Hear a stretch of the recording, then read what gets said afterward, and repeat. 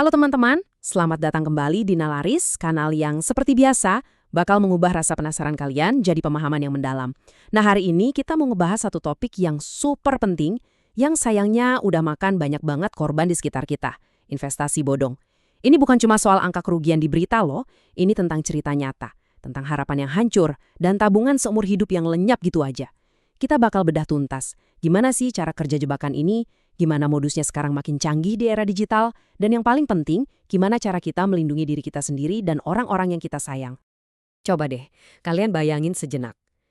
Ada seorang ibu rumah tangga yang nabungnya itu telaten banget, nyisihin dikit-dikit dari uang belanja, dengan harapan uang itu bisa buat sekolah anak atau buat dana darurat. Mimpinya sederhana, mungkin pengen renovasi rumah biar lebih nyaman, atau mungkin pengen berangkatin orang tuanya umroh.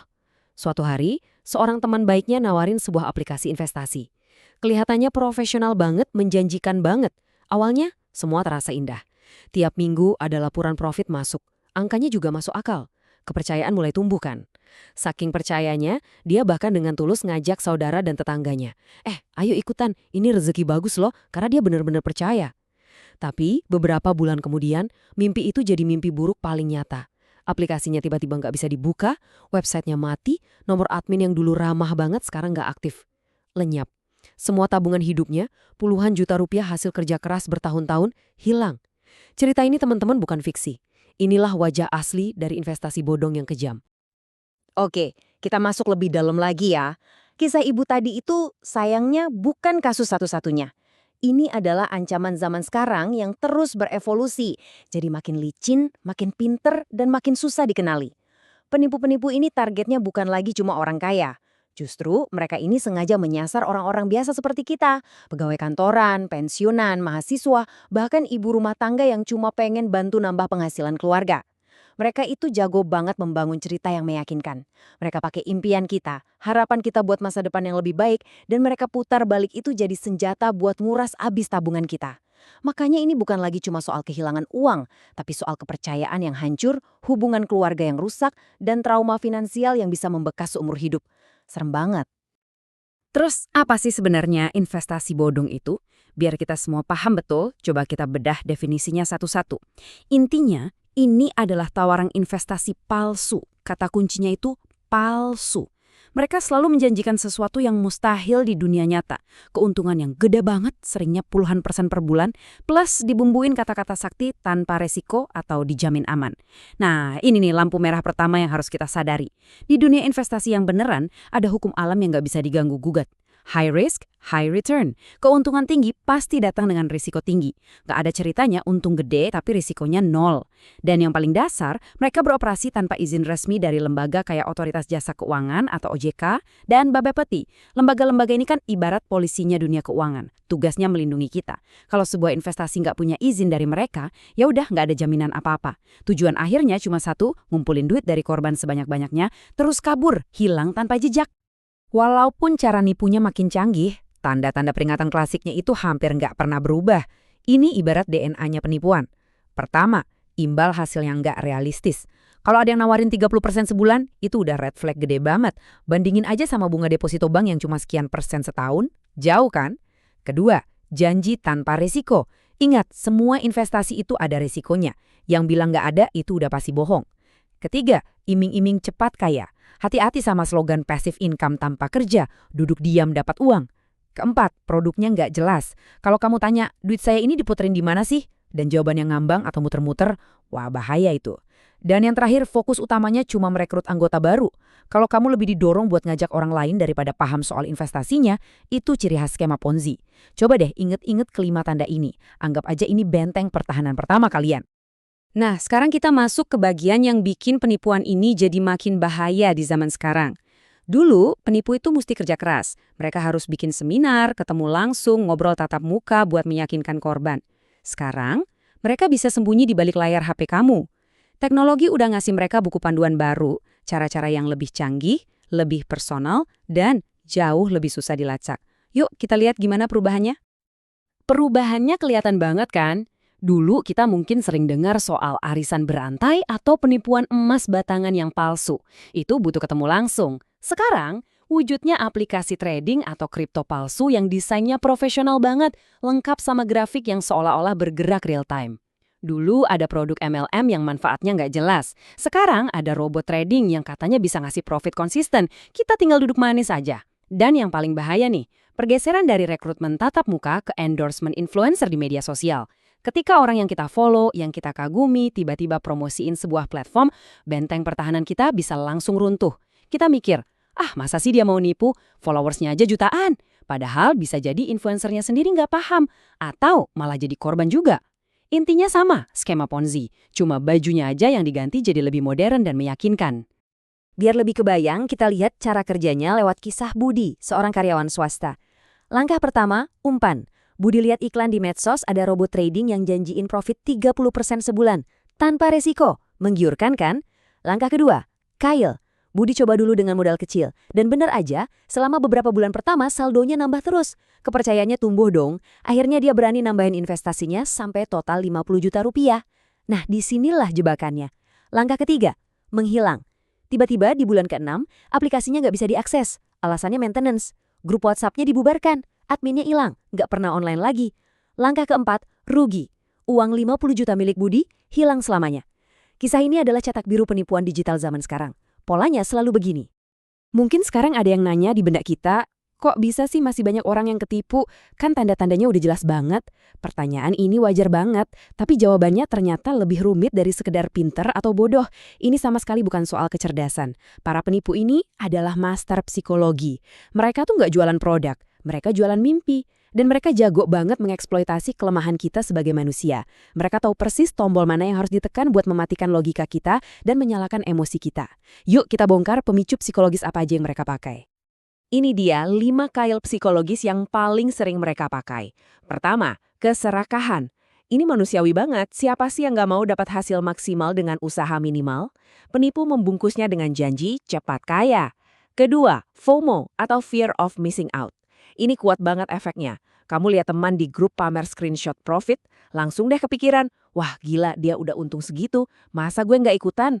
Kamu jadi takut ketinggalan kereta. Ketiga, kurangnya pengetahuan. Nah, celah ini yang dimanfaatkan penipu buat ngasih info sesat. Keempat, kepercayaan pada figur publik. Pas lihat artis idola kita promosiin sesuatu, kita jadi cenderung nurunin kewaspadaan.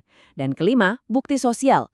Mereka bikin grup testimoni palsu, isinya screenshot profit palsu, foto-foto orang pamer mobil sewaan, biar kelihatan semua orang udah gabung dan sukses, tinggal kamu yang belum.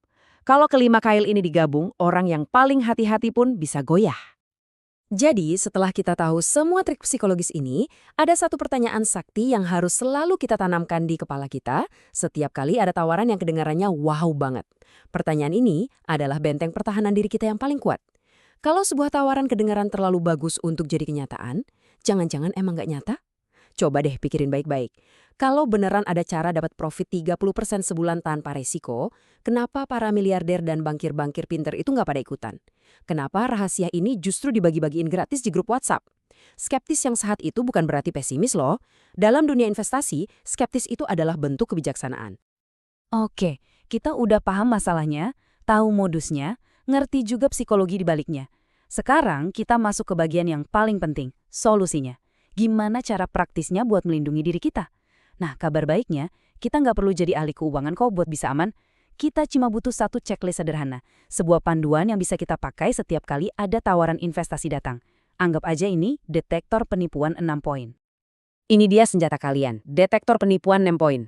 Pertama, dan ini wajib, cek legalitas. Terdaftar nggak di OJK atau Bapepeti? Kalau nggak ada, langsung tinggalin, nggak usah dipikirin lagi. Kedua, cek produknya. Ada bisnis benerannya nggak di belakangnya? Kalau cuma muterin duit dari member baru ke member lama, itu udah pasti skema Ponzi. Ketiga, cek keuntungannya. Wajar nggak? Puluhan persen per bulan itu mustahil. Keempat, cek transparansi. Sistemnya jelas nggak? Atau sengaja dibikin ribet dan rahasia? Kelima, cek likuiditas. Coba tanya, bisa nggak narik dana kapan aja dan prosesnya gampang? Dan yang keenam, cek fokusnya. Mereka lebih semangat nyuruh kamu ngajak orang atau ngejelasin produknya. Kalau fokusnya ngajak orang, itu skema piramida. Simpan checklist ini di HP kalian, ini penting banget. Pertanyaannya, checklist ini beneran ampuh? Tentu saja. Kita lihat ceritanya Pak Hasan. Beliau ini seorang pensiunan yang diajak temannya buat gabung investasi online yang lagi viral. Iming-imingnya profit 15% per bulan. Pak Hasan udah hampir banget transfer uang pensiunnya, 20 juta. Tapi, entah kenapa, beliau ingat satu poin di checklist, legalitas. Sebelum transfer, dia iseng coba buka website OJK. Dia ketik nama perusahaannya, dan hasilnya? Nihil. Perusahaan itu ilegal, gak terdaftar. Seketika itu juga, Pak Hasan batalin niatnya. Beberapa bulan kemudian, kabar buruk itu datang. Platform investasi itu kabur, bawa semua duit anggotanya, termasuk duit temennya Pak Hasan. Cuma dengan satu langkah simpel dari checklist, satu pengecekan yang gak nyampe 5 menit, Pak Hasan berhasil nyelamatin 20 juta miliknya. Ini bukti nyata kalau sedikit kritis dan mau ngecek dulu, itu bisa nyelamatin kita dari bencana. Kalau kita ngomongin investasi bodong, seringnya kita cuma fokus ke korban dan berapa duit yang hilang. Padahal, dampaknya itu jauh lebih luas dari itu, teman-teman. Satu penipuan itu nggak berhenti di satu orang. Dia menciptakan efek domino yang bisa menghancurkan bukan cuma keuangan, tapi juga hubungan pertemanan, keluarga, dan kepercayaan di satu lingkungan. Penting banget kita sadar soal ini, biar kita ngerti kalau melindungi diri sendiri, itu artinya kita juga lagi melindungi orang-orang di sekitar kita. Slide ini nunjukin biaya yang sesungguhnya. Kerugian finansial ya jelas, itu yang paling kelihatan. Tapi coba lihat yang lain. Trauma emosional. Ini soal rasa malu, marah, depresi, merasa bodoh yang bisa menghantui korban bertahun-tahun. Terus, hubungan yang rusak. Banyak banget korban itu ngajak keluarga atau sahabatnya sendiri. Pas penipuannya kebongkar, hubungan baik yang udah puluhan tahun bisa hancur seketika. Saling menyalahkan. Dan yang terakhir, dampak jangka panjangnya. Hilangnya kepercayaan pada investasi yang legal. Korban jadi trauma, jadi takut buat investasi lagi di tempat yang beneran aman. Dan akhirnya, mereka kehilangan kesempatan buat ngembangin aset mereka di masa depan. Jadi ini bukan masalah duit doang, ini bencana sosial. Jadi apa dong rencana pelindungan kita bersama? Ini langkah-langkah konkret yang bisa kita semua lakuin mulai hari ini juga. Pertama, jangan pernah berhenti belajar. Pelajari dasar-dasar keuangan. Makin kamu paham, makin susah kamu ditipu. Kedua, tanamkan rasa skeptis yang dalam. Anggap aja kalimat dijamin untung besar itu alarm bahaya di kepala kamu. Ketiga, jadikan ngecek legalitas itu kebiasaan. Nggak bisa ditawar. Wajib hukumnya sebelum keluarin duit sepeser pun. Keempat, diversifikasi. Bahkan kalau investasinya legal, jangan pernah taruh semua telurmu dalam satu keranjang. Dan yang kelima, ini yang paling penting menurut saya. Ngobrol. Ngobrol sama keluarga, tanya ke orang tua kamu. Pak, Bu, ada yang nawarin investasi aneh-aneh nggak? Kasih tahu adik atau anak kamu yang baru kerja biar hati-hati. Komunikasi itu kunci perlindungan kita bersama. Coba renungkan kutipan ini sebentar. Para penipu ini seringnya sengaja ngincar orang yang paling kita sayangi. Orang tua kita yang mungkin gaptek, atau anak-anak muda yang semangatnya lagi tinggi buat cari duit tapi pengalamannya masih nol. Mereka ini target empuk. Kalau kita yang lebih paham ini diem aja, nggak proaktif, nggak mau mulai obrolan, nggak mau bagiin info ini, ada kemungkinan besar mereka yang bakal jadi korban selanjutnya. Melindungi mereka tuh jadi tanggung jawab kita bareng-bareng. Ini bikin isu investasi bodong bukan lagi masalah pribadi, tapi masalah keluarga. Dengan semua pemahaman yang udah kita dapat hari ini, saya mau tutup dengan satu pertanyaan buat kalian. Coba deh, ambil waktu sebentar, pikirin. Siapa di lingkaran pertemanan atau keluarga kalian yang paling butuh dengar penjelasan ini? Mungkin ayah kalian yang sebentar lagi pensiun? Atau teman kalian yang baru aja dapat bonus gede dari kantor? Atau mungkin sepupu kalian yang lagi semangat-semangatnya cari cara buat cepet kaya? Nge-share informasi ini bukan cuma sekedar nge-share konten, tapi ini adalah sebuah tindakan peduli.